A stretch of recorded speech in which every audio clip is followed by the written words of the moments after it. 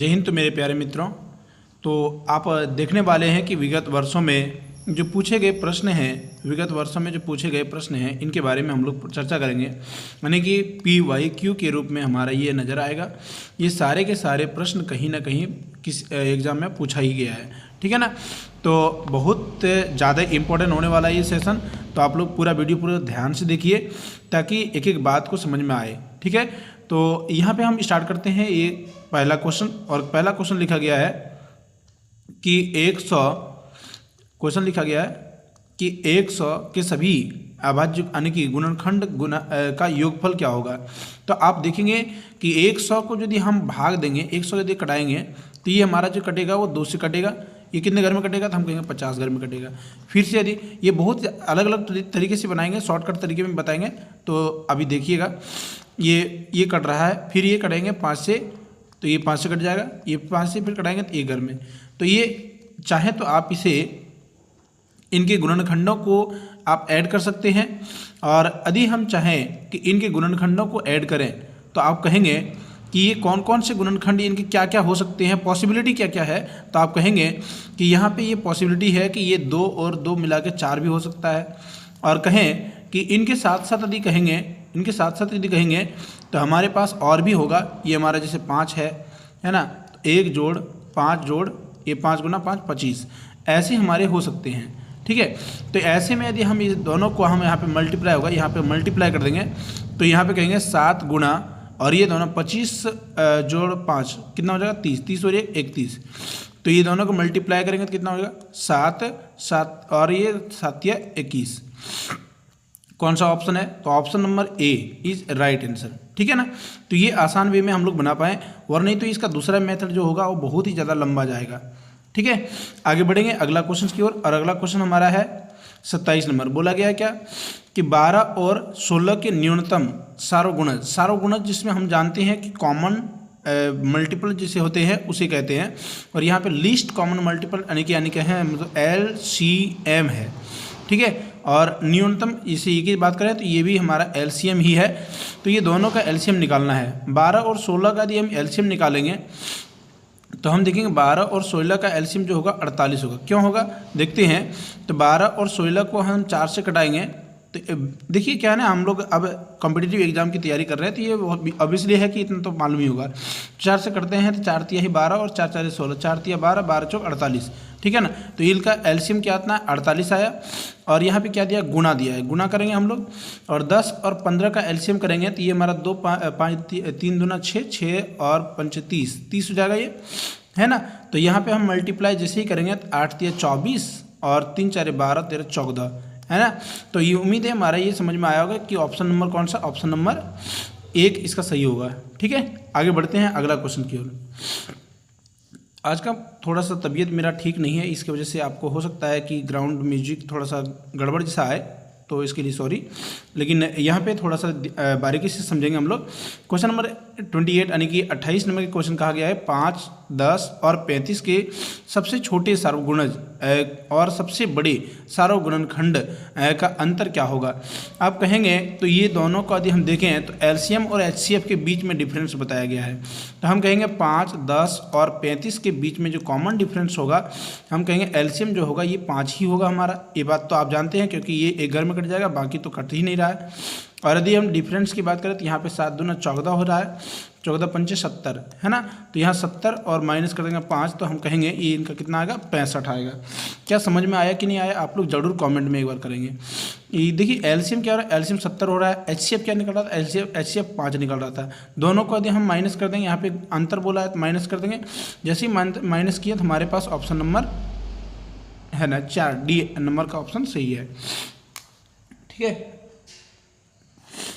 चले अगला क्वेश्चन की ओर देखते हैं। अगला क्वेश्चन हमारा है हमारा 105 का गुणनखंडों की संख्या। याद रखेंगे यहाँ पे गुणनखंडों की संख्या पूछी गई है। तो 105 को यदि हम गुणनखंड करेंगे, 105 का यदि हम गुणनखंड करेंगे तो हम पाएंगे यहाँ पे कि 105 को यदि हम कटाएंगे किस किस से कट रहा है। एक जरा 105 को यदि हम कटाएंगे देखिएगा 105 को यदि हम कटाने जाते हैं तो 105 हमारा किससे कटता है, तो हम कहेंगे ये 5 से कटेगा। कितने घर में कटेगा, तो हम कहेंगे 5 एकम 5 और 5, इसे हम कहें तो 21 घर में कटेगा, है ना। और 21 को हम कटाएंगे 3 और 7 में कटेगा। तो हम कह सकते हैं कि 3, 5 और ये 7, क्या यही आ रहा है ना। हाँ बिल्कुल, यही हमारा गुणनखंड आ रहा है। तो इनमें बोला गया है कि गुणनखंडों की संख्या टोटल कितनी होगी, क्या क्या गुणनखंड हो सकते हैं। तो गुणनखंडों की संख्या निकालने के एक फॉर्मेट आप याद रखिएगा कि पावर जितना रहेगा उसको जोड़ेंगे। इसमें पावर कितना है, तो हम कहेंगे 1 है तो हम 1 जोड़ेंगे और बाकी सभी को मल्टीप्लाई कर जाना है। इसमें पावर 1 है 1 करेंगे, तो ये सभी को यदि हम ऐड कर देंगे तो 2 गुना ये 2 हो जाएगा। तो इसे हम गुणा करेंगे, 2 दूना 4, 4 दूनी 8, टोटल हमारे कितना हो गया गुणन, तो 8 हो जाएगा। ऑप्शन नंबर कौन सा, option number A is right answer, ठीक है ना। तो उम्मीद है समझ में आएगा। आगे बढ़ेंगे अगला क्वेश्चन की ओर, ठीक है। तो अगला क्वेश्चन ये हमारा है क्वेश्चन नंबर 30। क्वेश्चन नंबर 30 कहता है कि 36 और 60 का सबसे छोटा गुणज, सबसे छोटा बोला है एलसीएम, है ना। तो 36 और 60 का यदि हम देखेंगे, आप यहाँ पे समझ पा रहे होंगे कि यहाँ पे 6 हो जाएगा गुणज और उसके साथ साथ एक पे क्या हो रहा है, 6 है 36 और 6 दशम 60। इसमें देखेंगे तो हम 2 लिखेंगे, 2 और ये कितना हो जाएगा, तो हम देखेंगे कि ये 3 घर में जाएगा और ये 5 घर में जाएगा। 5 या 15 और ये हो जाएगा 2, 15 दूना 30, 30 6 का 18, यानी कि 180 हो रहा है। इनका कितना हो एलसीएम हो जाएगा 180। और वैसे ही हम यदि निकालने जाएंगे 18 और 45 का, तो 18 और 45 का कितना निकलेगा, चले हम लोग देख लेते हैं 18 और 45 का। तो 9 से यहाँ पे कट रहा है, 9 दूना 18, 9 5 45, 5 दूना 10, 9 और 90 हो जाएगा, है ना। तो दोनों के बीच में क्या बोला है, दोनों के बीच में बोला भाग। तो यदि हम भागा देंगे दोनों को तो बताइए कितना होगा, तो बताइए 2 घर में आ गया। तो बोला गया कि सबसे सबसे बड़ी संख्या यानी कि HCF, सॉरी ये HCF बोला गया था। तो HCF में ये दोनों मल्टीपल नहीं होगा, यानी कि हमारा केवल 9 होगा, है ना। HCF क्या हो जाएगा हमारा, HCF के रूप में यदि देखें तो HCF हमारा 9 हो जाएगा। तो यदि हम कहें LCM हमारा 180 था और 9 से डिवाइड करेंगे तो ये हमारे पास जो आएगा 20 आएगा आंसर। ऑप्शन नंबर कौन सा, option number A is right answer, ठीक है ना। चले, थोड़ा बहुत गलतियाँ हो जाती है, मिस्टेक माफ़ कीजिएगा। तो क्वेश्चन नंबर 31 कहता है कि 4, 5, 6 का सबसे छोटा सार्वगुणज।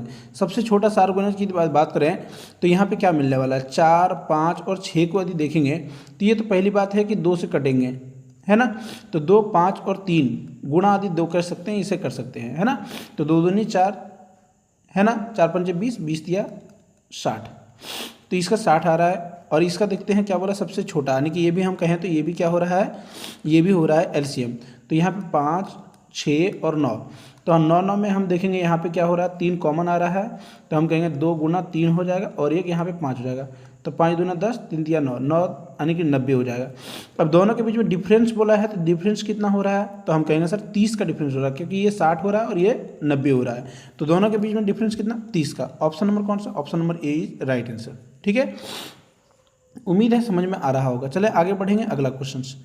अगला क्वेश्चन लिखा है कि 210 का धनात्मक गुणनखंडों का योगफल कितना होगा। या आप लोग याद रखेंगे यहाँ पे योगफल बोला है, गुणनखंडों का योगफल। तो 210 है, 210 को हम कटाते हैं, 2 से कटेगा तो 1 घर में और ये कटेगा 5 घर में। क्या ये कट रहा है, बिल्कुल। अब इसे कटाना चाहेंगे तो 5 से कटेगा, 5 से कटेगा कितने घर में, 5 दूनी 10 और ये कटेगा कितने घर में, तो हम कहेंगे 5 एकम 5। फिर ये 3 से कटेगा कितने घर में, 7 घर में। फिर से यदि कटाएंगे 7 से तो ये 1 घर में।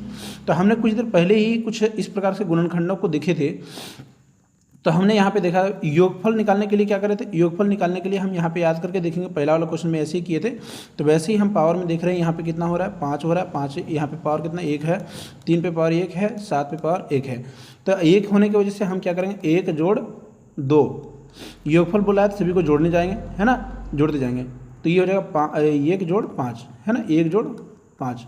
फिर इसके साथ कितना हो जाएगा, इसको हम मल्टीपल कर देंगे, है ना, मल्टीपल कर देंगे कितना, 1 जोड़ 3, फिर 1 जोड़ 7। और सभी को यदि हम देखें, सॉरी आपने पहले ही बताया कि आज का तबीयत थोड़ा सा ठीक नहीं है। 3 और ये हो जाएगा 6, ये हो जाएगा 4, ये हो जाएगा 8। तो यहाँ पे हम केवल मल्टीप्लिकेशन कर देंगे तो हमारे पास आ जाएगा 8 चौक 48, 48 गुना 6 कर देंगे 48 गुना 6 कर देंगे तो यहाँ पे हम देखेंगे 8 छक 48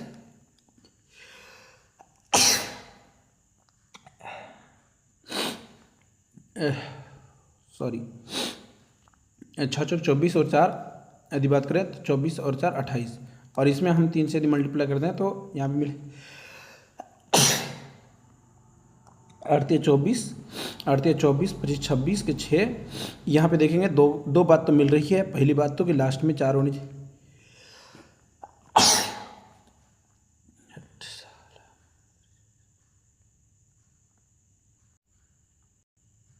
चलिए तो साथियों अगला क्वेश्चन देखते हैं। अगला क्वेश्चन है हमारा 32। बोलता है क्या कि 110 का धनात्मक गुणनखंडों का योगफल। यहाँ इस बात को याद रखिएगा, गुणनफलों का योगफल बोला गया है। तो हम सबसे पहले क्या करेंगे, 210 का पहले गुणनखंड निकालेंगे। तो हम कहेंगे 2 से कट रहा है, कितने घर में कट रहा है, तो 2 एकम 2 और ये कटेगा 5 घर में, 5 दूनी 10 है ना। तो अभी 5 से कटाने जाएंगे तो ये कटेगा 21 घर में, और यदि 3 से कटाएंगे तो ये कटेगा 7 घर में, ठीक है ना। तो यदि हम कहें इनके योगफल निकालने की बारी होती है, तो योगफल निकालने के लिए क्या फॉर्मूले होते हैं, तो 1 जोड़ 2 जितने बार आए, यानी कि एक बार आए इसीलिए हम इसको जोड़े, है ना। और 1 जोड़ 5 हो जाएगा, फिर हो जाएगा 1 जोड़ 3 हो जाएगा, और 1 जोड़ 7 हो जाएगा। अब इसे क्या करेंगे, 3 गुणा 4 गुणा यहाँ पे 6 गुणा 7 कर देंगे। तो 3 4 12 12 छक 72, 72 गुणा यहाँ पे 8 हो जाएगा, 7 और 1 8 हो जाएगा, है ना। 72 गुणा 8, 8 दूना 16 बच गए 1, 8 7 56, 56 और 1 57। यदि हम देखें तो ये कितना 576 कौन सा, ये वाला आंसर, ऑप्शन नंबर ए इसका सही आंसर होगा, ठीक है ना। आगे बढ़ेंगे।